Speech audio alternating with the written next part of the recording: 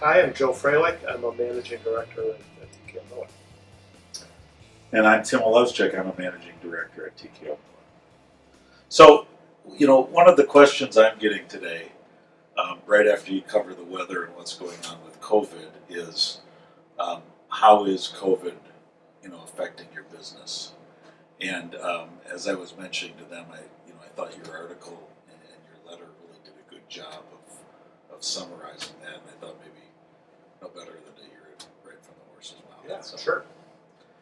Well, businesses obviously have been affected to differing degrees based on the nature of the industry and their clientele and how they were affected by the lockdown. And what we've looked at is what the impact is on valuations of these businesses as a result of the impact to their business performance. So, there were clearly businesses that were hit very hard by COVID. They were, in some cases off 80 or 90% of revenue.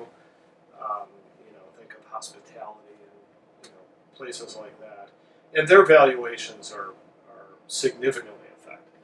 And if one of those companies were to come to market today, I'd expect valuations to be off 30% or more because of what happened. On the other hand, there's a lot of businesses that were temporarily impacted just because everything shut down, but the demand for their products or services hasn't changed. And once the lockdown started lifting, most of these businesses are snapping back to normal pretty quickly.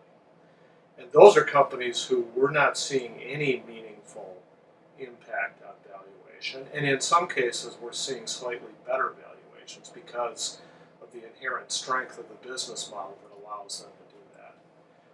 And then there's certainly at the other end of the far right end of the spectrum, the companies that were benefited from COVID, whether they made streaming video services or PPE equipment and that sort of thing, that, valuations of those companies are off the chart. So it's very much a mixed bag, but, I'd say kind of across the board, this is going to be viewed as a temporary thing and one that, certainly had some impact in the short term on M&A values, on the prospects for those companies, but in the medium to longer term, shouldn't be much more than a speed bump in the past.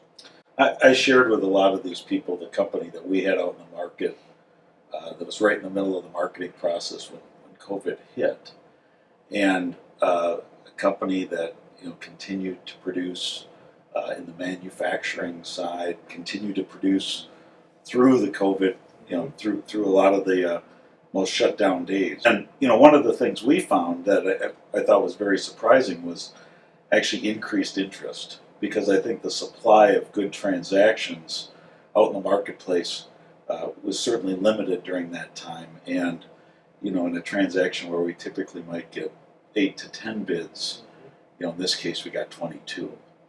And so those different buckets or different pockets of how COVID is affecting businesses, I thought was very interesting. Yeah, for sure. I mean, the businesses that have come through this, no one comes through this completely unscathed, but the ones that have come through this with, limited impact in their business, I think are going to see even greater valuations for exactly the reason you said. There's a scarcity of good companies out there, and with a significant chunk of the businesses out of the market, the good ones will see even stronger demand.